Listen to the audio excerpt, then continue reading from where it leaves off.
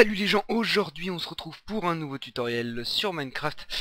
Donc aujourd'hui, que nous allons faire? D'abord je vais vous montrer donc une porte à code. Donc le but principal c'est la porte à code, mais c'est aussi ce qui fait partie de la porte à code, que je crois que personne n'a fait, hein. Je ne suis pas sûr, je n'ai pas vérifié. Alors, donc là par exemple c'est une porte à code, donc si vous voyez, si je tape, donc le bon code c'est 1965, donc c'est 1, 9, donc là on voit bien que ça marche, hein, les torches s'allument, 6 et 5.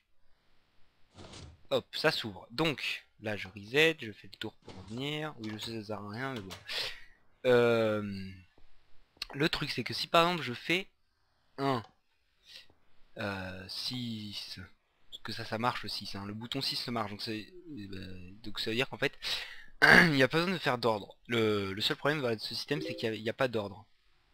Donc le truc, merci pour Facebook, c'est qu'il faut que tous les chiffres soient valides, n'importe l'ordre, mais c'est bien pour le retenir, hein, de le faire dans le mode ordre.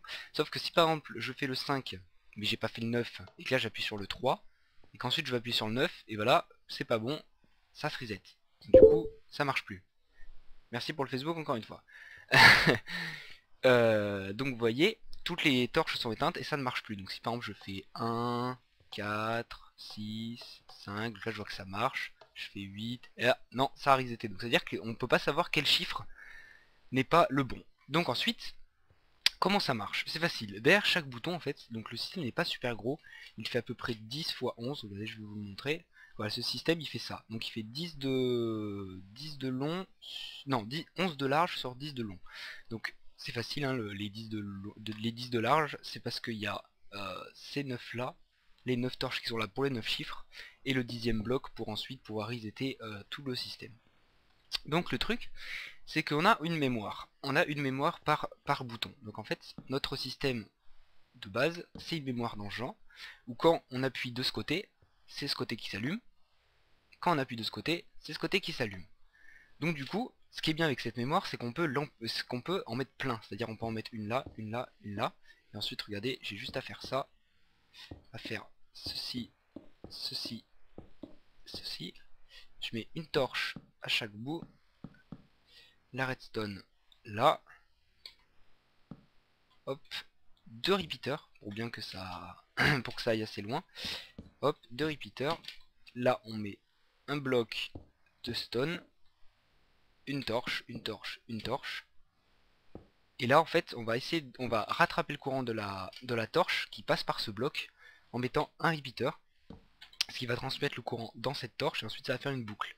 Et vu qu'il y a 2 torches, ça ne fait pas que tourner mais ça fait une mémoire. On va pareil, on va en mettre une ici. Ici, je la trouvais plus, voilà, ici, ici. On va faire ça, ça, et là, normalement, tout est opérationnel, donc du coup, quand je vais appuyer, donc là, on va mettre un bouton par truc. Quand je vais appuyer de ce côté, ça va reset, mais le problème, vous voyez, c'est que vu qu'elles sont empilées, vu qu'elles sont alignées, on peut pas mettre de boutons. Donc le problème, c'est que le truc, c'est qu'il faut resetter ces mémoires-là, il faut les resetter par le haut. Et donc pour les resetter par le haut, on va mettre un bloc au-dessus, donc vous voyez le système, hein, juste à côté, c'est pareil. On va mettre un bloc au-dessus, comme ça, hop, hop, hop, et là on va tout relier directement avec une torche. Voilà, désolé, je suis malade encore, hein. Voilà, donc là le système est reseté. Et du coup, tout le temps, donc là quand il ne doit pas être reseté, ça va être en position comme ça. Et du coup, quand là on va appuyer sur un chiffre, ça va appuyer de ce côté, donc là ça fait une mémoire, ça fait la bonne mémoire, ça fait la bonne mémoire. Et ensuite, le seul truc qu'il faut faire, c'est que vous placez donc tout ça sur 9 colonnes, vous placez tout ça. Donc je vais pas le refaire, hein, parce que c'est assez long. Vous en placez 9, et ensuite, à la sortie, vous décidez quel chiffre est le bon. C'est-à-dire que quand c'est le bon, vous le faites continuer un peu plus loin par un repeater, et là vous l'emmenez dans une porte E. Donc là c'est une porte E à 4 chiffres, donc là ici c'est le chiffre 9, ici c'est le chiffre 6, donc le chiffre 6 arrive sur cette torche, là le chiffre 5 arrive sur celle-là, et le chiffre 1 arrive par le côté tout là-bas, pour ensuite arriver là. Et là vous avez juste à relier les 4 torches, donc ça veut dire, regardez, quand je vais appuyer sur la première, ici, quand je vais appuyer sur la première, cette torche va s'éteindre, mais ça ne va pas allumer parce que c'est une porte et il faut que toutes les torches soient éteintes pour que ça passe. Donc si on appuie sur le 6 et le 5, ça marche pas non plus parce qu'il reste celle de là-bas. Et une fois qu'on a appuyé sur le 9, hop, ici ça s'ouvre, parce que là, du coup, vu que tout ça s'éteint, celle-ci s'est allumée, et là ça a envoyé une impulsion dans le piston pour l'ouvrir. Et ensuite pour le resetter, c'est tout simple, vous mettez un bouton ici, qui relie directement à ce petit système. Donc là c'est le système donc, que je vous ai expliqué qui permet de resetter la mémoire du haut, parce que lorsqu'on a sélectionné nos chiffres, nos torches sont allumées, du coup c'est par là qu'il faut, qu'il faut reset la mémoire. Du coup, par ici, on va mettre, donc on va relier toutes nos torches par une petite torche qui va être reliée donc à notre bouton pour refermer, mais aussi aux autres chiffres qui sont les mauvais chiffres. C'est-à-dire que là, le numéro 2 c'est le mauvais chiffre. Du coup là, il y a la redstone, je mets un repeater pour recevoir ce courant, et je le fais monter par un ascenseur, et je reçois le signal, le signal par cette redstone qui va ensuite aller là et resetter la mémoire vu que ce n'est pas le bon chiffre. Et vous avez juste à faire ça sur tous les autres chiffres qui restent. Donc voilà, c'est une petite... une petite... Oui, c'est le truc parce qu'elle est très très compacte, donc quand on regarde comme ça a l'air super compliqué, mais en fait c'est tout simple, hein, c'est juste des portes-mémoire, plein de portes-mémoire alignées. Des portes-mémoire, des mémoires, pardon, des portes, je confonds avec les portes et tout, ouais, je m'embrouille moi-même. Et juste pour resetter la mémoire, on passe juste par le haut, c'était juste le petit problème que j'ai eu, parce que je voyais pas du tout comment faire. Au début je pensais en fait toutes les aligner, et le problème c'est qu'on vu que la redstone arrivait par ce repeater, bah ça alignait tout et ça resetait à chaque fois en fait. À chaque fois qu'on appuie sur un bouton ça resetait direct, du coup ça marchait pas. Et elle est assez compacte, parce que si on regarde par rapport à celle de Hypierre qui se trouve, alors maintenant faut la trouver. Parmi toutes les inventions que j'ai faites, où est-ce que j'ai bien pu la mettre? Ici normalement. Ici, si je me souviens bien. Non. Si. Non. What the hell? Où c'est que je l'ai mis? Là. Voilà. Ici. Donc ça c'est la porte d'Hypierre, hein. Elle est beaucoup plus compliquée. Mais par contre, son avantage c'est que on peut mettre les chiffres dans l'ordre. Donc là je sais plus si c'était mon truc, c'était 9, 7, 5...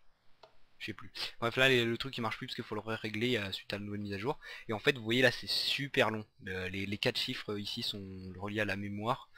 La mémoire qui se trouve ici, mais le problème là c'est que ça fait 20 par 20 je crois, un truc dans le genre, ça fait le double de la mienne. Donc la mienne est beaucoup plus compacte. Plus efficace, ça m'étonnerait à mon avis elle est un petit peu moins efficace vu que les chiffres on peut les faire dans n'importe quel ordre. Mais sinon elle est parfaite, hein. C'est la mienne, c'est moi qui l'ai fait, c'est normal qu'elle soit parfaite. Maintenant faut que je retrouve la mention. Merci de cette paumée.